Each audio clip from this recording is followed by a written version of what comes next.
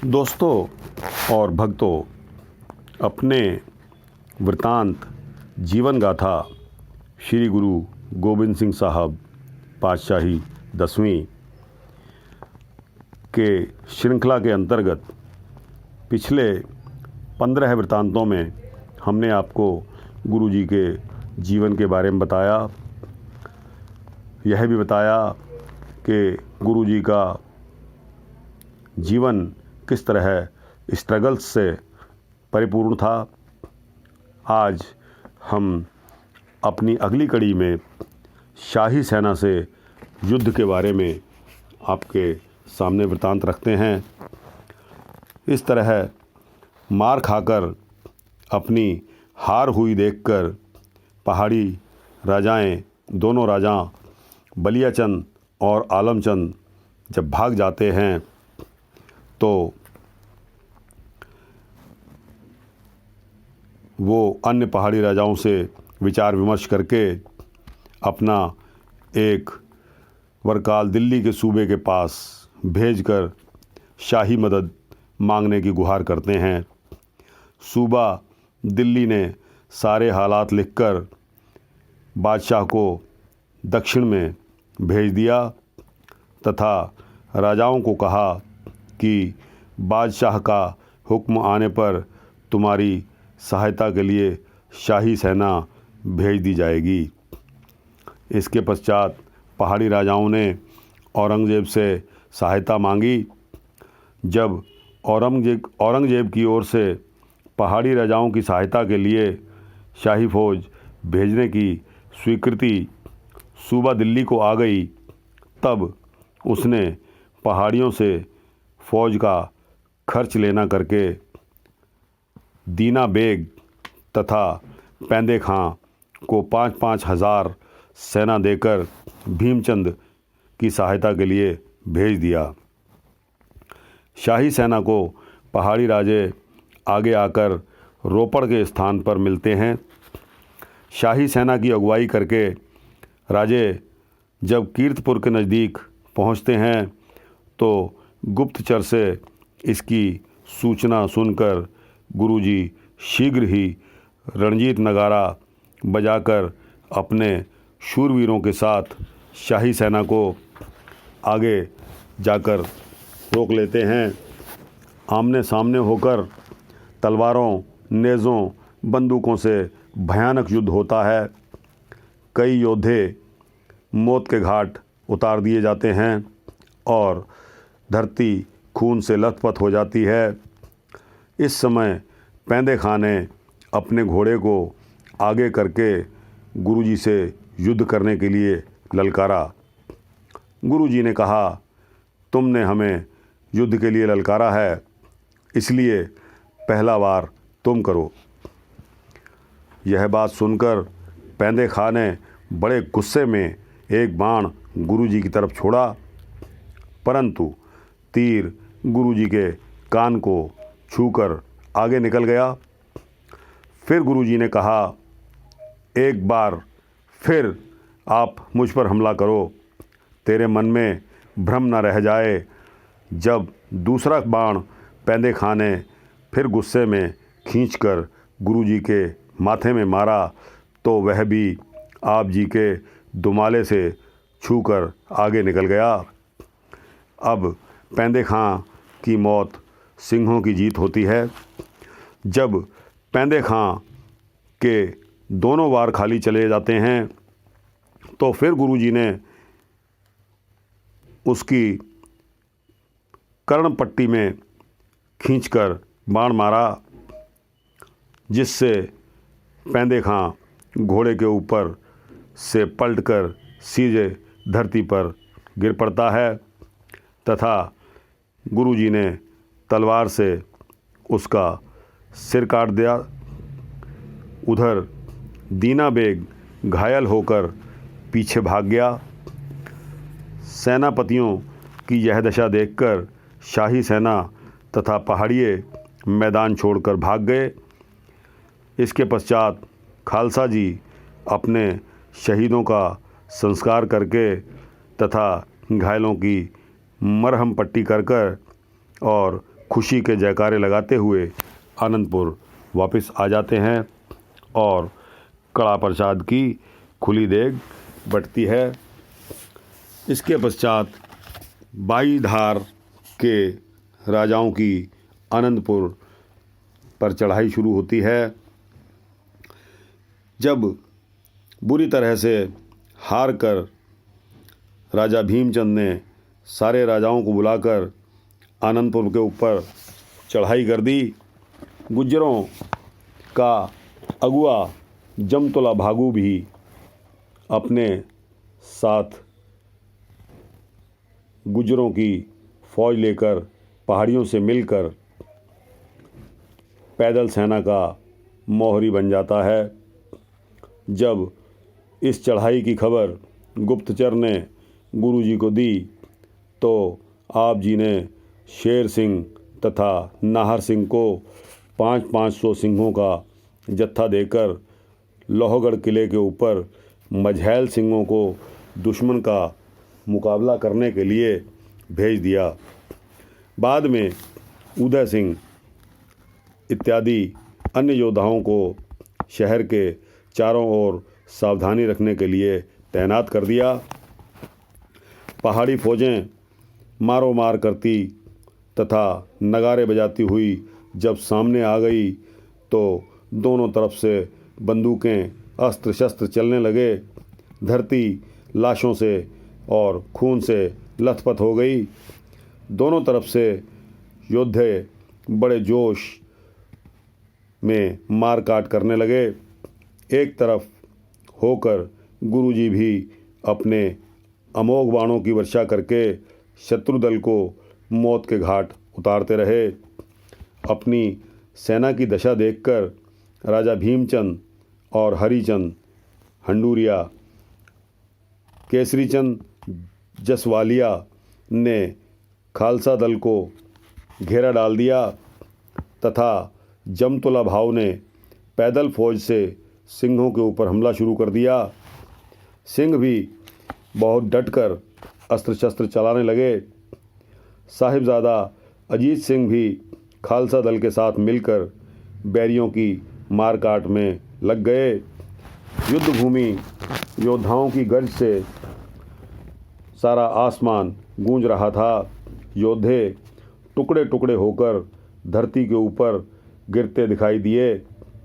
इस हलचल में भाई साहब सिंह जी प्यारे ने जमतुल्ला भाऊ के माथे में गोली मारकर उनको सदा की नींद सुला दिया। इसके पश्चात जब संध्या हो गई तो पहाड़ी सेना अपनी भारी क्षति नुकसान देखकर पीछे हट गई और अपने मोर्चे छोड़कर चली गई। इसके पश्चात पहाड़ी राजाओं ने आनंदपुर को घेरा डालकर वहीं बैठ जाते हैं। आनंदपुर के अंदर रसद पानी आना जाना उन्होंने बंद कर दिया और इसलिए कि गुरुजी को किला छोड़कर यहाँ से जाने के लिए विवश करने के लिए पहाड़ी सेना आनंदपुर को पूरा घेर लेती है। इसके उत्तर में सिंहों के जत्थे रात के समय हल्ला बोलकर पहाड़ियों के मोर्चों में बैठे आदमियों को मारकर खाद्य सामग्री लेकर किले में आते हैं। सिंहों के इन हल्लों से पहाड़ी राजों में बहुत चिंता मच गई थी। पहाड़ी निवासियों ने किला तोड़ने के लिए मस्त हाथी भेजे। इस तरह जब 1 महीना बीत गया तो पहाड़ियों ने केसरी चंद जसवालिये का परामर्श मान लिया और परामर्श मानकर एक मस्त हाथी को शराब पिलाकर किले का दरवाज़ा टक्कर मारकर तोड़ने के लिए भेजा तथा हाथी के पीछे राजाओं की विशाल सेना भेज दी। जब किले का दरवाज़ा टूट जाएगा तो अंदर जाकर सिंहों की मार काट शुरू कर देंगे तथा गुरुजी को पकड़ कर ले आएंगे। इस बात का जब गुरुजी को पता चला तो आप जी ने भाई दुनीचंद को हुक्म दिया कि तुम आगे होकर इस हाथी का मुकाबला करके इसको पीछे भगा दो। दुनीचंद भले शरीर से बहुत मोटा था, परंतु भीरू प्रवृत्ति होने के कारण डर कर रात को किले की दीवार को फाड़कर भाग गया।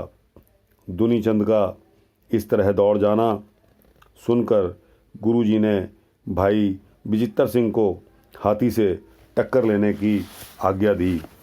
अब भाई विचित्र सिंह हाथी से किस तरह टक्कर लेते हैं उसका वृतांत आता है कि भाई विचित्र सिंह गुरुजी की आज्ञा का पालन करते हुए एक गुरुजी से नेज़ा लेते हैं और गुरुजी का द्वारा दिया गया नेज़ा लेकर घोड़े पर सवार होकर वो जब निकलते हैं तो उधर से मस्त हाथी झूमता हुआ किले के दरवाजे के पास आता है। तो भाई विचित्र सिंह ने किले के दरवाजे से बाहर निकलकर घोड़े की पीठ से उछलकर हाथी के माथे में इतनी ज़ोर से नेज़े का प्रहार किया कि हाथी चीखें मारता हुआ पीछे दौड़ गया। पहाड़ी सेना के अनेक योद्धे इस तरह बेतहाशा भागे हुए हाथी के पैरों के नीचे आकर मारे जाते हैं। इससे पहाड़ियों की सेना में भगदड़ मच जाती है तथा सिंहों ने किले से निकलकर अपनी मार काट शुरू कर देते हैं। इस मुठभेड़ में ही भाई उदय सिंह ने राजा केसरी चंद का तलवार से सिर काट दिया। नेज़े के ऊपर टांग कर गुरुजी के चरणों में आकर रख दिया। केसरी चंद की मौत को देखकर पहाड़ी राजाओं के हौसले टूट गए तथा वे मैदान छोड़कर भाग जाते हैं। दूसरे दिन फिर घमासान युद्ध होता है। दोनों तरफ से बहुत ही जान माल का नुकसान भी होता है। इस घमासान युद्ध में जब राजा घूमर चंद घायल होकर पीछे हट जाता है तो उसको देखकर पहाड़ी सेना मैदान खाली करके भाग जाती है। सिंह जीत प्राप्त करके किले में गुरुजी के पास आ जाते हैं। गुरुजी सिंहों के ऊपर बहुत प्रसन्न होते हैं तथा उन्हें शाबाशी देकर खुशियां मनाते हैं। इधर पहाड़ी रातों रात ही अपना बचा हुआ सामान तथा आदमी लेकर वापस अपने प्रदेश को चले जाते हैं। इसके पश्चात राजा भीमचंद ने सूबा दिल्ली तथा सरहंद से सहायता मांगी। इसका वृतांत है कि घर जाकर राजा भीमचंद जब अपनी हार की बदनामी से बहुत दुखी होते हैं, एक दिन राजा भीमचंद ने कुछ बहुमूल्य चीज़ें अपने वज़ीरों को देकर सूबा सरहंद तथा दिल्ली के पास भेजते हुए यह प्रार्थना की कि हमारी सहायता करके हमको गुरु गोविंद सिंह से बचाया जाए। हम बहुत दुखी हैं। भीमचंद की यह प्रार्थना स्वीकार करके दोनों जर्नैल ने उसके प्रार्थना पत्र को औरंगजेब के पास दक्षिण प्रदेश में भेज दिया, जहां औरंगजेब गया हुआ था। औरंगजेब ने जर्नैलों को हुक्म दिया कि अपनी फ़ौज से पहाड़ी राजाओं की पूरी सहायता करके गुरुजी से आनंदपुर खाली करवाकर भीमचंद का अधिकार करवा दिया जाए। पहाड़ी राजा ने गाय की सौगंध देकर गुरुजी से आनंदपुर खाली करवाने का वृतांत अब आता है।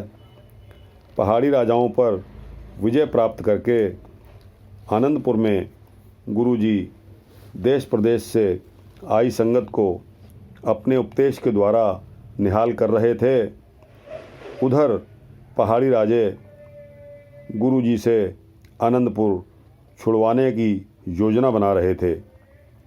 भीमचंद को बहुत शौक में देखकर उसके वज़ीर परमानंद ने सलाह दी कि अब केवल यही उपाय रह गया है कि गुरुजी को गाय की सौगंध देकर कहें कि आनंदपुर एक बार छोड़ जाओ, तो फिर भले ही कुछ साल के बाद वापस आ जाना। परमानंद की यह सलाह पर सबने अपनी सहमति जाहिर की। एक आटे की गाय बनाकर रात के अंधेरे में किले के दरवाजे के आगे केसर, चंदन और चावल आदि से चौंक कर पूर कर खड़ी कर दी। गाय के साथ एक एक पत्र भी लिखकर रख दिया कि गुरुजी, तुम्हें गाय माता की सौगंध है, तुम एक बार आनंदपुर छोड़कर चले जाओ। सवेरे जब यह आटे की गाय से बांधा हुआ पत्र गुरुजी को बताया गया तो आप जी ने गाय की सौगंध पढ़कर तत्काल ही आनंदपुर खाली करने का हुक्म दे दिया। सिंहों ने भले ही बहुत कहा कि गुरुजी, इसमें छल कपट लगता है, दुश्मन की इस तरह की सौगंध पर भरोसा नहीं करना चाहिए, परंतु गुरुजी ने कहा, यदि हम गाय की सौगंध नहीं मानेंगे तो और कौन मानेगा। यदि इन्होंने यह फरेब भी किया है तो समझो ये जीते ही मर गए। आनंदपुर में हम नहीं रहेंगे। इसके पश्चात गुरुजी सारा सामान तैयार करके अपने योद्धाओं के साथ आनंदपुर से निकल पड़ते हैं। दोस्तों और भक्तों, समय हो चुका है, इसलिए आगे का जो वृतांत है वो पहाड़ियों का गुरुजी पर तोप का गोला बरसाना, यह वृतांत आता है। तो आज यहीं तक के लिए आगे का वृतांत अपने अगले एपिसोड में देंगे। तब तक के लिए वाहिगुरु जी का खालसा, वाहिगुरु जी की फतेह।